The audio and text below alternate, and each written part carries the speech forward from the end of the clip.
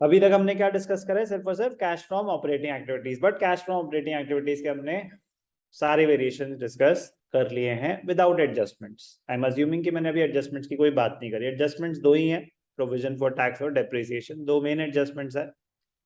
Zero से अभी मैं प्रोविजन फॉर टैक्स का आपको एक हिंट दिया था। आई एम अज्यूमिंग कि हमारी कोई डिस्कशन नहीं हुई। प्रोविजन फॉर टैक्सेशन की एडजस्टमेंट आज होगी। एडजस्टमेंट का मतलब होता है कि जब अजम्पशन बेस्ड क्वेश्चन नहीं होगा। अभी तो हमने करा था ना कि हमें दो वैल्यूज गिवन है, current year previous year, current year को ऐड करो, प्रीवियस ईयर माइनस करो, ऑन द अजम्पशन कि जो प्रीवियस ईयर टैक्स है वो करंट ईयर में पे हो गया होगा, तो वो टैक्स पेड है, और जो करंट ईयर बैलेंस है वो करंट ईयर का प्रोविजन रहा होगा। That is an assumption. तो क्या क्या पॉसिबल सिनेरियोज हो सकते हैं प्रोविजन फॉर टैक्सेशन के?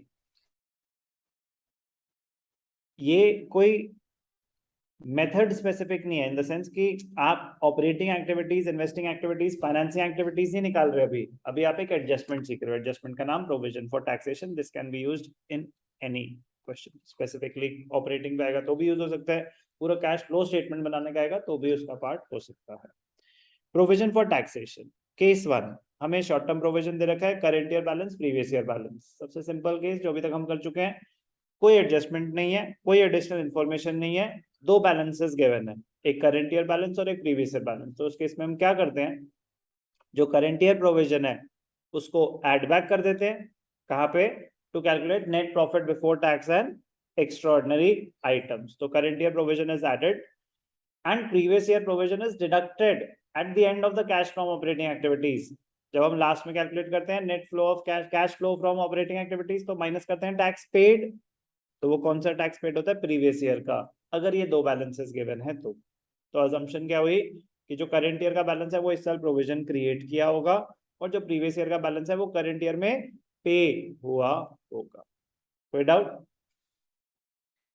If no other information is given, current year tax is rupees 75,000. It will be added in cash from operating activities as current year provision.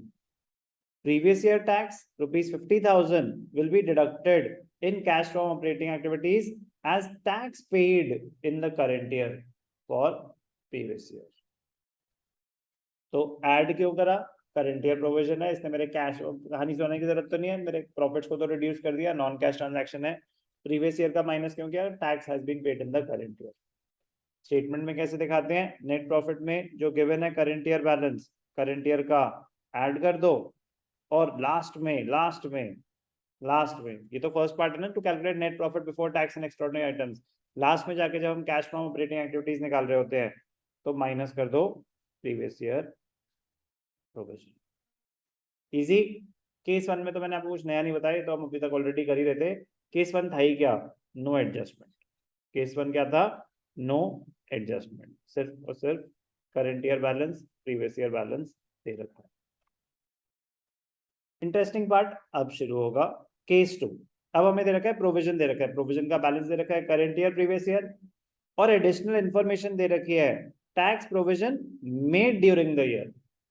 अगर additional information दे रखी है कि tax provision made during the year इतना है, अगर additional information दे रखे कि tax provision made during the year 65 है, तो मैं ये थोड़ी ना अज्यूम कर सकता हूँ कि 50,000 होगा, जो कि मैंने पिछले क्वेश्चन में करा कि 50 और 75 है, तो 50,000 करंट ईयर प्रोविजन है, 75,000 टैक्स पेमेंट है। जब मैं बोल रहा हूँ अलग से कि provision made during the year 65, तो ये अजम्पशन नहीं ली जा सकती कि वो 50 होगा। कैसे होगा जब स्पेसिफिक इंस्ट्रक्शन है? तो सर फिर क्या करें? फिर आप प्रोविजन फॉर टैक्स अकाउंट बनाते हैं। तो जब भी बैलेंसेस हैं और नीचे एडिशनल इंफॉर्मेशन है टैक्स से रिलेटेड, तो एडजस्टमेंट आ गई है, टैक्स अकाउंट बनेगा। दो ही तरीके की एडजस्टमेंट हो सकती हैं, एक कि या तो आपको प्रोविजन दे रखा है या टैक्स पेमेंट दे रखी है बैलेंस के अलावा। तो बेसिकली चार चीजें होती हैं, ध्यान से देखना। प्रोविजन फॉर टैक्स, एसेट और liability, all provisions are liabilities. So liabilities have a credit balance, opening balance 75 और closing balance 50,000। तो ओपनिंग बैलेंस क्लोजिंग बैलेंस कहाँ आएगा? इसमें किसी को डाउट? अब दो ही और एंट्रीज हो सकती हैं टैक्स से रिलेटेड, एक प्रोविजन क्रिएट करना और एक टैक्स पे करना। प्रोविजन क्रिएट करने की एंट्री होती है statement of profit and loss to provision for tax, वो प्रोविजन को बढ़ा देता है तो इसलिए क्रेडिट आइटम। और tax payment, provision for tax to bank. 4 चीजें हो सकती हैं, 3 गिवन होंगी, चौथा आपका बैलेंसिंग फिगर होगा। तो नॉर्मली अगर सिर्फ 2 ही गिवन है तो कोई एडजस्टमेंट ही नहीं है, दोनों बैलेंसेस गिवन थे, साथ में इंफॉर्मेशन है तो एडजस्टमेंट है। तो अब यहाँ पे क्या इंफॉर्मेशन थी, provision made during the year, तो आपको क्या दे रखा है, by statement of profit and loss. क्या है ये, करंट ईयर प्रोविजन। लिखने की जरूरत नहीं है, आपकी अंडरस्टैंडिंग है। करंट ईयर प्रोविजन 65,000 है, तो टैक्स पेड बैलेंसिंग फिगर निकल जाएगा। टैक्स पेड बैलेंसिंग फिगर निकल जाएगा कितना, 90,000। कोई डाउट, कोई भी डाउट? तो अगर आपको ओपनिंग और क्लोजिंग बैलेंस दे रखे हैं और provision made during the year दे रखा है, तो आपको क्या कैलकुलेट करना पड़ेगा, tax paid during the year. तो उस केस में कैश फ्लो स्टेटमेंट का फॉर्मेट तो सेम ही रहेगा, अमाउंट्स आपने कैलकुलेट करे।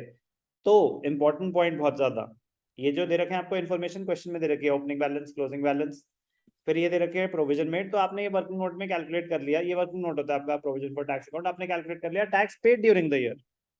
So my question is, cash flow statement में, कैश फ्लो ऑपरेटिंग एक्टिविटीज में अमाउंट्स कौन से जाएंगे, आप बताएंगे, ट्राई करेंगे आदित्य।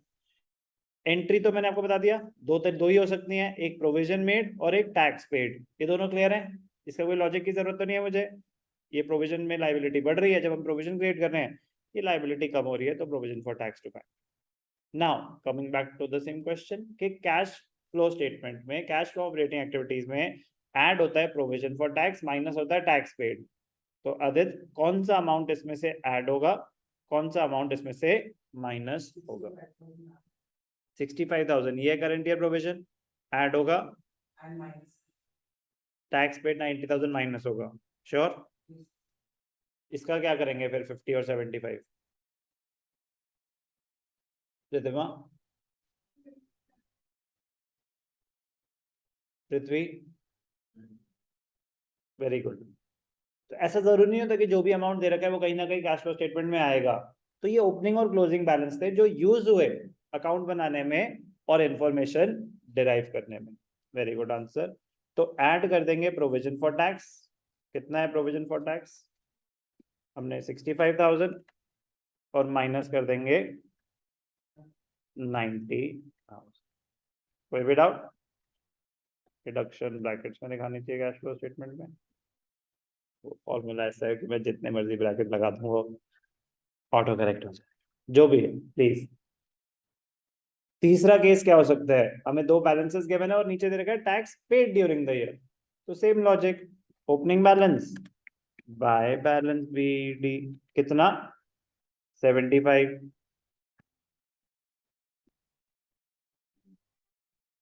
चलो कर देंगे फॉर्मूलेटी का भी। टू बैलेंस कैरेट डाउन, ये इसलिए हुआ है बता।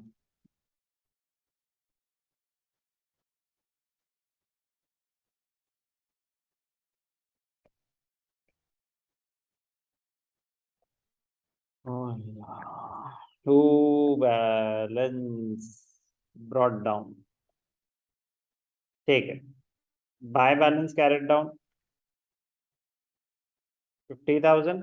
अब हमें क्या दे रखा है, tax paid during the year दे रखा है टू बैंक अकाउंट, ध्यान देंगे।